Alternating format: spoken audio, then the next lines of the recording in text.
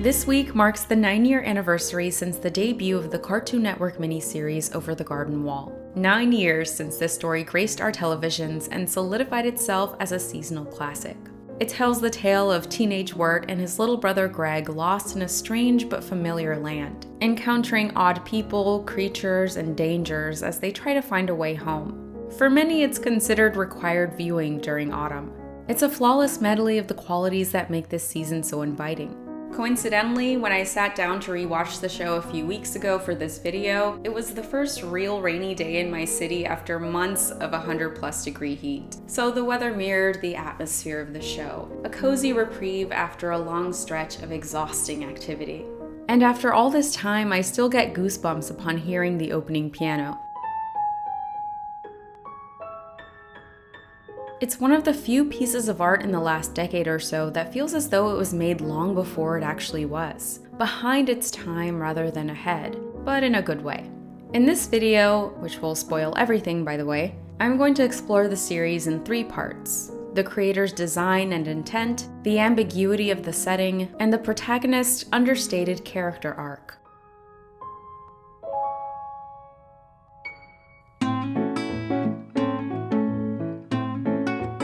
A crucial ingredient in Over the Garden Wall's artistic appeal is its creator Patrick McHale's love of old things. His parents ran an antiquing business for a period of his life growing up in 80s New Jersey, which is probably what sparked his fascination for vintage styles and objects. French Rococo style.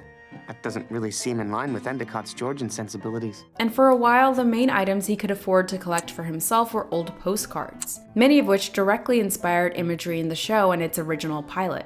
I think these are a small but key example of McHale's admiration for traditional craftsmanship, because the postcards were mostly made, especially in the Victorian era, via chromolithography, an often complicated color printing process involving images drawn and chemically applied to stone slabs, with separate stones for each color so they could be layered. It's actually pretty cool, but the point is, the method required effort and skill. There's almost a handmade quality to each one, despite its status as a copy. Along with the charm of the illustrations, respect for the craft behind it shapes part of the appeal. This may have been part of the reason McHale was thrilled to be a co-writer in Del Toro's Pinocchio, a painstaking stop-motion animation. Again, McHale has a deep admiration for artistic tradition, and in many ways, Over the Garden Wall feels like a time capsule, featuring storytime vignettes as though they're a collection of bygone memories. Corners are blurred as if you're experiencing a hazy dream. If this show were a record, it would be played on a phonograph. Even the release schedule was a bit more old school, foregoing a binge-watch friendly streaming or network release in favor of airing 2 episodes per night over the course of 5 days. Which may not seem like a big difference, but I think a gradual consumption of media fundamentally alters our experience of it in more ways than one, including the fact that slower intake makes things less forgettable. We have time to savor what we've seen and anticipate what might happen next. But perhaps the most significant old-fashioned aspect of the show is the fairy tale structure itself, starting right out the gate as storybook as you can get with children lost in the woods. Where are we? In the woods? This is one of the most familiar tropes in all of kids' media, though I think it's important to stress that Over the Garden Wall isn't just trying to pander to wistful audiences by mining nostalgia for the sake of averting risk. McHale even worried that viewers, especially children, would get bored with his particular tastes, so he somewhat reluctantly inserted comedy to try to achieve a balance between his preferences and the industry's necessity to entertain. Clearly, all the old-fashioned characteristics are just what he has a true passion and appreciation for, and he wants to convey that in his art. Still, there are criticisms that the series engages in fetishization of the past, in the same vein that some properties, as critic and philosopher Frederick Jameson put it, seem condemned to seek the historical past through our own pop images and stereotypes about that past, which itself remains forever out of reach. Now more than ever, major studios seem obliged to reuse and recycle, prompting relentless collective groans. And Over the Garden Wall has gotten caught in the crossfire. A review in The Guardian says that it's like this cartoon was made for those who buy artisanal pickles at the Brooklyn flea market. Other critics suggest that the show seems more interested in presenting aesthetics than actual substance. I get these criticisms to an extent, but to me, the tale is at least partially a resurrection of folktale methodology. Although there were plenty of morality tales, many stories were often narratively vague and summoned feelings of uncertainty. Not every detail had to contain 10 layers of meaning and message, and often what was unknown stayed that way. Well, that's enough. Reflecting so many unresolved facets of life. In this way, the series seems less of a shallow imitation of old tales and more of a restoration. All that was lost is revealed. All that was lost is revealed. In a paper with that same title, Professor Christiana Wilsey writes that Over the Garden Wall's nostalgia is not purely decorative, but ideological. In privileging imagery and mood over lessons, Over the Garden Wall captures something that has become vanishingly rare in children's media: the moral ambiguity of fairy tale worlds. McHale echoes the approach of 18th and 19th century scholars who used a text's poetic force, particularly its capacity to seize the imagination, as a measure of age and authenticity. By this ideologically loaded metric, a genuine work of folk narrative or poetry would be emotional, vivid, figurative, spontaneous, without artifice. In the same vein, Over the Garden Wall uses fairy tale motifs not to invoke and upset familiar stories, but in the way oral narrators use them, as resonant images, what Max Luthi called the shock effect of beauty. Wilsey considers the series a reaction to postmodern fairy tales that use ironic self-awareness to mock or otherwise alter old stories to mold them to more modern sensibilities. Although there are elements of self-awareness, A bird's brain isn't big enough for cognizant speech. Hey, what was that? they mostly serve to confuse us about the nature of Wirt and Greg's origins. And instead of rehashing one of the same dozen fairy tales fed to us over and over again, we're introduced to a new one altogether, because that is possible despite the notion that we've heard them all before. Wilsey argues that a small amount of familiar motifs and symbols are often just used as narrative shorthand, fragmented, recombined, and repackaged in place of a novel story. A phenomenon Dr. Gina Jorgensen describes as fairy tale pastiche. Of course, one could say the show also makes use of familiar concepts, like a talking animal sidekick, a trail of candy through the forest, an episode literally named after a traditional tale where two children are left to wander alone in the woods and die. But these details are usually secondary in the larger scope of the plot, and sometimes serve to subvert our expectations, which I'll touch on later. In effect, Over the Garden Wall is simultaneously contemporary while also pulling inspiration from traditional artistry. It's a palpable love letter to original storytelling in its many forms. It includes the oldest kind, oral narration and song. Backgrounds and hand-painted styles evoke the chromolithographic illustrations in McHale's collection, as well as moody engravings by Gustave Doré, most popular for his depictions of Dante's Divine Comedy, itself a prime example of old storytelling which heavily inspired Over the Garden Wall's narrative and themes. There's also influence from classic films like The Wizard of Oz. The show's title is even taken from a 1919 silent rom-com, which is weirdly fitting considering it's a lost film and this is a story about lost children. McHale wanted there to be intention in the decision to tell this story through traditional animation, so he looked into how early animators adapted the stories that came before them, with inspiration most noticeably coming from Max Fleischer cartoons and Walt Disney's Alice shorts and Silly Symphonies. So in early animation, the people that were doing the backgrounds or even animating, they weren't looking at old animation being inspired by it because they were creating stuff. He wanted Over the Garden Wall to seem as though it was one of those original creations, as if he too was adapting a previous work of art into animation. Familiarity with the past plays a part in the music too. When it comes to original American art and culture, certain genres of music most likely come to mind. Here in particular, the folk band The Blasting Company drew inspiration from jazz and ragtime. The episode Lullaby in Frogland pays homage to jazz in both its title and its characters, calling to mind 1930s and 50s animations of musically inclined frogs. Hello, my baby. Hello, my honey. Furthermore, several characters were voiced by old-style musicians. Blind Boy Paxton, Jack Jones, Chris Isaak, Frank Fairfield, Samuel Ramey. Beast! Chop the wood to light the fire. Love of music is embedded in this work's fabric. So much so that McHale says the show only started making sense to him once music was incorporated. I could probably spend hours pointing out all the little nods and inspirations, but I think it'd be a disservice to focus on the show primarily as a collection of pop culture references, or worse, boiling it down to an aesthetic. In time-honored fashion, this is simply a story inspired by other stories, to add something new to the somewhat stale fairy tale collection. And personally, I'm relieved by the novelty of it, and by the revival of this particular kind of storytelling. As McHale said in an interview, maybe everything on TV is a lie. Maybe all of your memories are lies. Maybe everything you perceive is a lie. But you have to believe in something, right?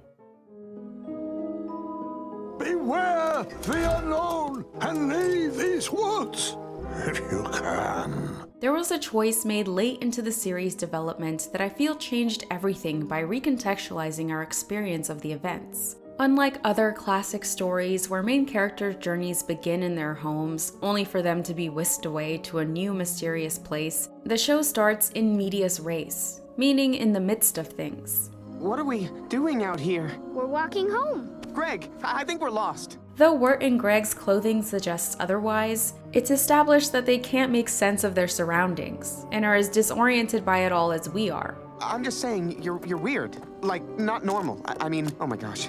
It forces us into the same place of uncertainty as them, unsure of what's going on and how we arrived here. It solidifies the ominous ambiguity of the unknown. In the paper, An Examination of Over the Garden Wall as a Contemporary Otherworld Journey, it's mentioned that the fantastic Otherworld journey utilizes many of the conventions of the Underworld, Upperworld, and Purgatory journeys, but differs in its agenda. The purpose of the fantastic Otherworld journey is not to convert, but rather to appeal to the imagination. This fourth type of otherworld travel, neither so lofty as celestial ascent nor so profound as descent into the abyss, is concerned with imaginative exploration and immersion. This is exactly what Over the Garden Wall was able to accomplish with its rearranged timeline. Similarly to beginning in the midst of things, the unknown feels like a place that's narratively familiar but doesn't always operate by conventional rules. In typical storybook fashion, Beatrice the Bluebird insists she's indebted to Wirt and Greg after they helped her, but it turns out to be a trick to lure them to a witch. In another instance, the trio are held captive by a community of incredibly creepy people, and instead of having to devise a clever escape plan, they're sentenced to a few hours of manual labor before being sent on their way. Wait, what? Really? That's it? At one point, while helping a girl escape from the clutches of a scary-looking witch, it's revealed that the witch was only trying to protect them. For some reason, I thought that old lady was the people eater. It just goes to show you stuff. In the blueprint of a common trope, the Beast assigns Greg 3 arbitrary tasks in order to achieve a goal, but none of it leads to anything. The Beast was only stalling until Greg froze to death in the cold night. Time and again, events betray convention and thus evade expectation. Wirt later uses this to his advantage, but we'll get to that. Moreover, the characters residing here weirdly know they live in a place called the Unknown, and the woodsman ominously seems to recognize that Wirt and Greg don't belong here. Well, welcome to the unknown, boys. You're more lost than you realize. Some details hint at the logical gray area this setting inhabits. Quincy Endicott's grave in the cemetery, the magic bell still in the frog's belly at the end. The unknown seems to lie between the real and unreal, just as much as it does between life and death and the past and present. In a way, maybe these concepts in themselves are expressions of the unreal and real, the past forever lost, fading into faulty memory as time marches on, while the present is our only true experience of tangible reality. I think this notion is underscored by one of my favorite exchanges in the series, which was really just a funny throwaway line by some supporting characters. You're limiting the universe to only things humans can understand. No, you're limiting the universe by limiting the possibility of human understanding. Oh, yeah. It's just so random, but also manages to encapsulate McHale's vision of what the unknown represents in the framework of his storytelling. In an interview in 2015, he said, "Maybe it's not only about life and death. Maybe it's also about reality versus fantasy, and about dreams versus wakefulness. There are stories that were once told and are gone forever, words that have been spoken and forgotten, ideas that have been thought but lost. And there's plenty of stuff mankind has never thought of and will never think of. The unknown is all that stuff. If there's more to the universe than what humans can perceive, then maybe everything that can ever be conceived is floating around somewhere, unseen and unknown in some abstract way. So maybe Greg and Wirt get a glimpse of it, and make sense of these abstract concepts the best way they can understand it. Or maybe Wirt and Greg and everyone else in the show are just some made-up characters used to express some ideas that would have otherwise disappeared. This sort of interpretation of the unknown as an act of preservation gives it more of that stuck-in-time feeling. In a video last year, I discussed the appeal of the 1970s Frog and Toad books, how a straightforward combination of nature and simple living contributed to a sense of reassurance and coziness. Similarly, this is the unknown, but at the same time we do know this place. The vintage Halloween ambiance, the Victorian visuals, the mills, riverboats, log cabins, the single-room schoolhouse. It's New England in the fall, it's old Americana, albeit a version with its own bizarre twists. As pointed out in the aforementioned paper, the old schoolhouse is full of animals, the steamboat full of frogs, the mill is used to grind up souls, and the rural town belongs to skeletons. Unlike Wonderland, Neverland, Narnia, and Oz, where things are always and inherently topsy-turvy, the unknown is familiarly unfamiliar. Still, to an extent, we've seen it all before.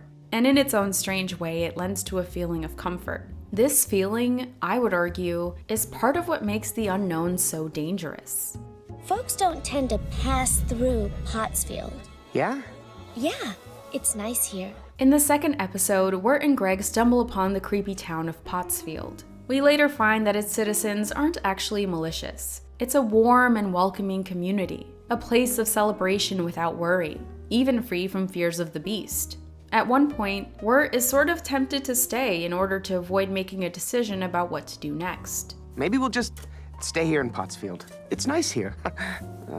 I don't know. In Heroes and Over the Garden Wall, a reading of the modern epic, when comparing the scenario to Dante's Purgatory along with other classic tales, it's noted that those who reside in Pottsfield do not experience a second death, no forms of punishment, and go about their discussions and habits as if they were living. This is very similar to the lack of suffering of those great poets in Limbo. Acknowledging Pottsfield as a representation of bliss, it plays a role that occurs throughout ancient epics. The heroes of the Odyssey and the Aeneid are also seduced with the opportunity to abandon their tedious quests.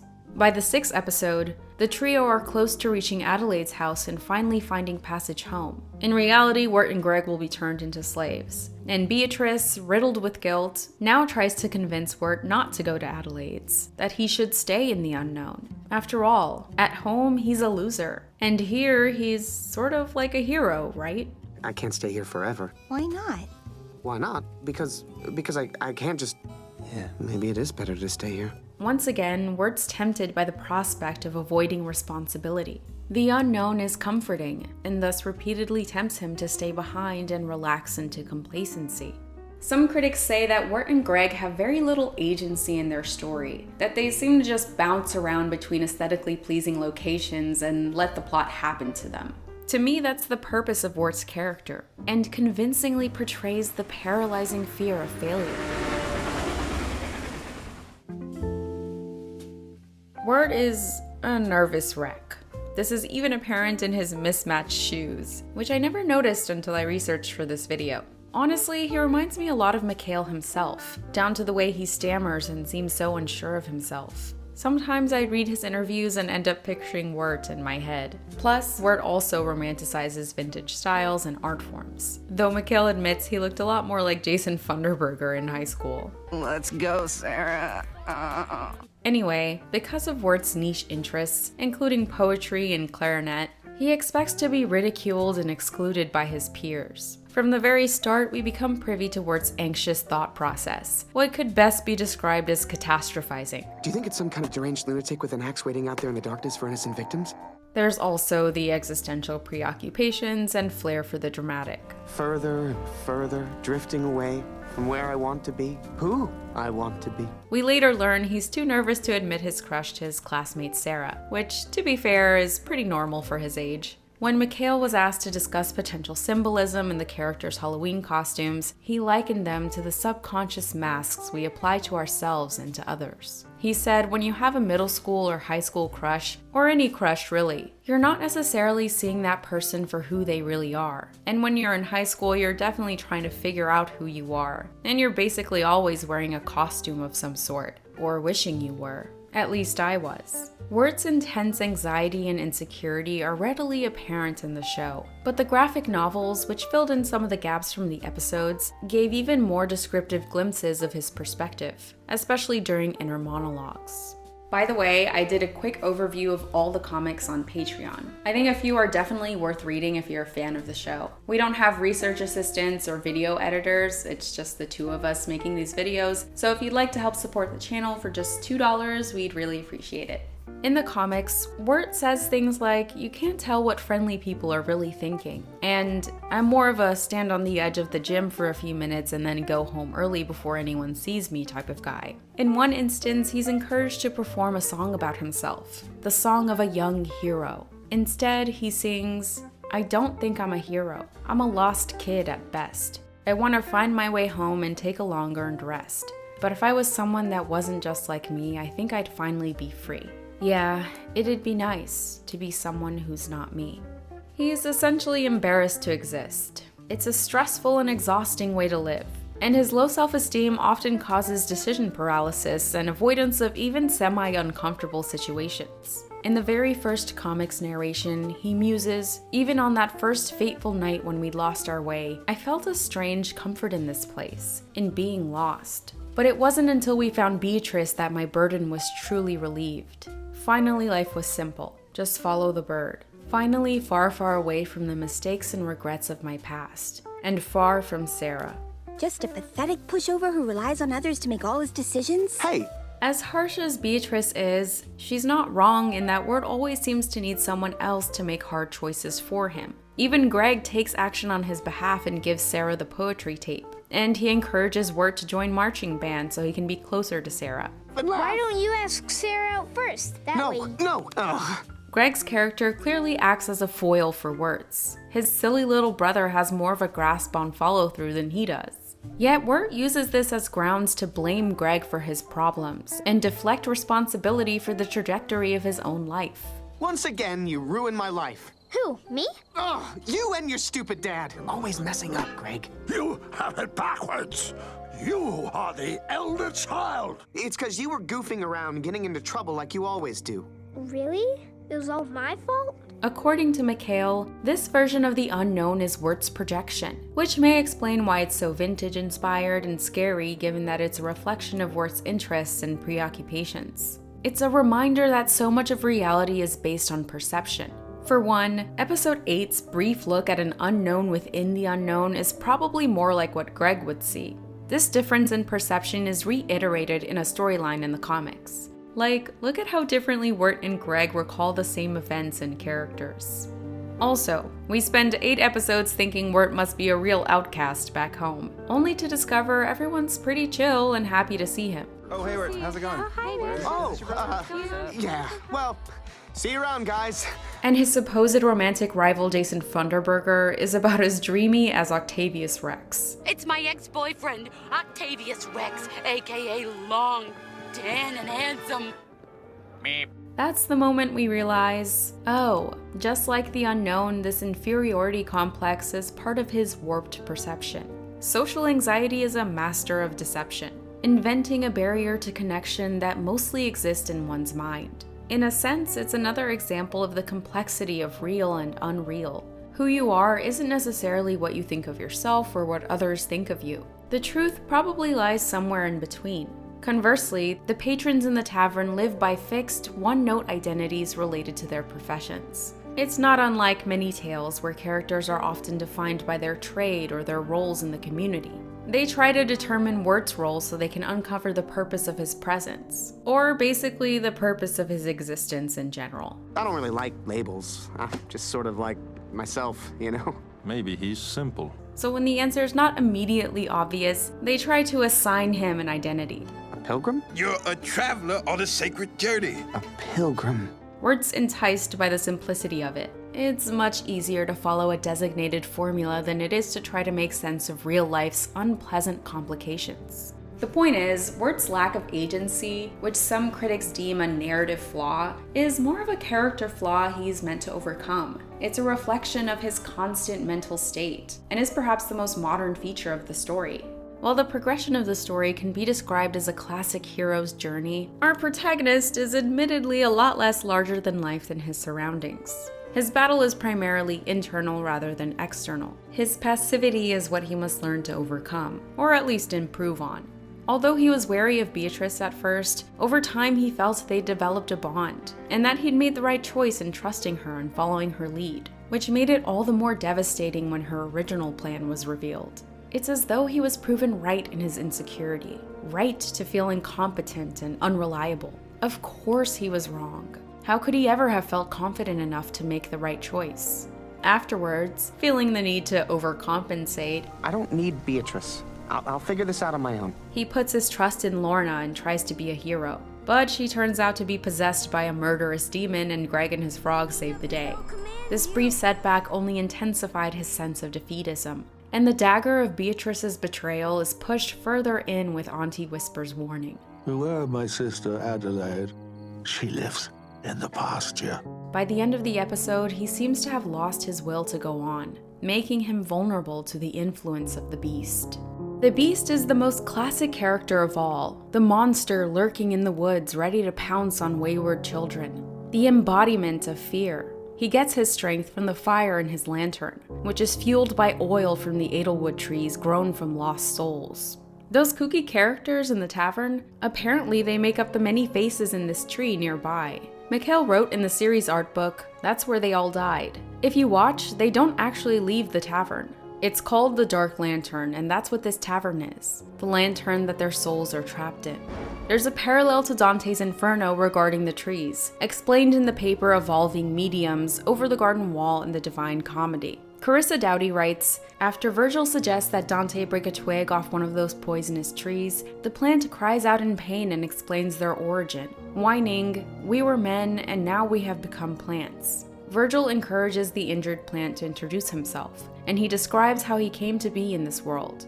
My mind, because of its disdainful temper, believing it could flee disdain through death, made me unjust against my own just self. Like the origin of the Edelwoods, the trees comprise the souls of people who've lost hope. In the unknown, they're encouraged to succumb to despair by the beast's eerie opera. As he sings, "There's a light for the lost and the meek. Sorrow and fear are easily forgotten when you submit to the soil of the earth." Wirt has clearly lost hope. When he hears the beast in his song, he describes him as the obsidian cricket of our inevitable twilight, singing our requiem. Can we admit we're lost for good? That this fog is deeper than we can ever understand. He's resigned himself to staying in the unknown forever. The falling snow signals the impending arrival of winter. The threshold will soon be crossed completely, the transitional period soon over. And like the soft melancholy I feel when the end of a good story is fast approaching, there's a small, creeping sense of dread in early December when this chapter of comfort will soon be over and give way to the new year, when we're supposed to start all over again. The thought of it is honestly tiring. How the gentle wind beckons through the leaves. Our long bygone burdens, mere echoes of the spring. But where have we come, and where shall we end? If dreams can't come true, then why not pretend? Like Wirt's admitted strange comfort in the unknown, in being lost, many people finally feel at rest in liminal realities. The lazy last week of school, mid-flight disconnected from the outside world, a rainy day in autumn. In certain conditions, it feels as if the world demands less of your finite energy, and you can hide away from agents of emotional exhaustion. Living in that state of anticipation, on the cusp of something rather than within it, almost feels better than having to manage whatever the outcome is. That's what's so tempting about the in-between.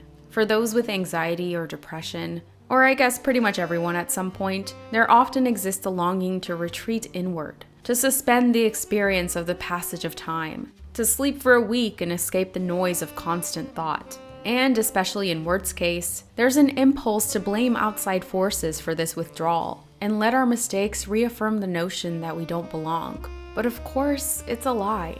In a comic, Wirt tells Beatrice, "Greg gets into all sorts of trouble all the time.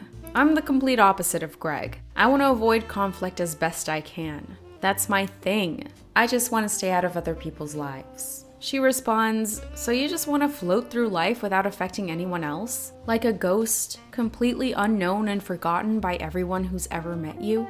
It really highlights how senseless Wirt's thought process is, and how misleading the temptation to retreat inward can be. Staying in the unknown would mean getting caught up in the lie. Sometimes the problem is us, not necessarily because we're flawed or make mistakes, but because we refuse to take responsibility for them, to make the hard decisions. The emotional shields Wirt fashions and the scapegoats he blames are all part of the lie he's telling himself, that he can put up comfortable barriers between himself and the rest of the world forever and still feel content. Lies. Retreating every once in a while is beneficial, but like Autumn, solitude is only comforting when it's temporary. It's the same reason I only rewatch the show once a year. Wirt must confront the uncomfortable reality of deciding, of finding the will to make a choice and deal with the outcome, whatever it may be. Because, it's necessary to take action and take risks sometimes, or you're not really living otherwise. You sure you want to leave? Me? Yes. Oh, well, you'll join us someday. Wirt doesn't give in to indecision or despair. He doesn't fuel the flame in the beast's lantern. And he ultimately journeys into the darkness, although it scares him. In another subversion of fairytale convention, he points out the absurdity of the beast's demands. Wait, that's dumb. What?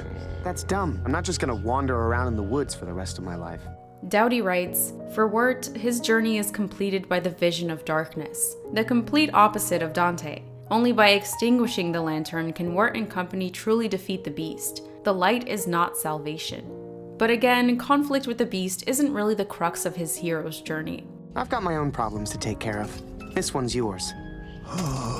Wirt's character arc peaked when he chose to trek into the snowstorm in the first place to save his brother. The details of how Wirt regained consciousness and saved himself and Greg remain unclear. What we do know is that as time was progressing in the life and death limbo of the unknown, the reality of their fate became more and more dire as they drowned in the river. I think Wirt might have actually been able to save them all along if he were sure of himself sooner, but let me know your own theories. Maybe we should listen to some other tapes first, though, and sort of work our way to this one. Wirt's not fixed at the end by any means. That wasn't the point, but he's trying. Yes, winter has to start sometime, but maybe there's comfort in that too, the chance to begin anew. After all, the woodsman who was led to believe there'd be nothing but a sad empty house to return to, discovered there was someone waiting for him there all along. It's kind of lame that Over the Garden Wall is so short-lived, but at least it had a planned, straightforward ending, and every year we can look forward to it all over again. With that, I'll recite a bit of Wirt's corny poetry. I ask you, what is the world if not poetry? The stars but shattered glass against a shrouded sky, the seasick fields ever waving goodbye, a misplaced soul sailing parts unknown with the hope and the dread of returning home. A tragic poem the world is, but somehow, every morning, a sunrise. I'm sure glad no one can read what I'm thinking. This poetry is awful. Ultimately, you get to decide what to take from these fairy tales. Or if you prefer, just say it was fun and leave it at that. That's the beauty of stories, which are in themselves their own lovely lies. I really appreciate you for watching. I hope you enjoyed it, and I'm always down to hear other fan theories or things you think I might have missed. I was kind of stressed about making this because there are a bajillion videos about Over the Garden Wall already, but hopefully it was different or interesting enough. Anyway, consider checking out our Patreon for some bonus content. It would really help support us in making these videos. Also, I'm gonna be posting a part 2 for that Frog and Toad video exclusively on Patreon. Should be out in like the next couple weeks or so. But I am glad you're here either way. Thank you so much for watching. Hope you're having a good season so far, and I'll see y'all in the next one. Bye.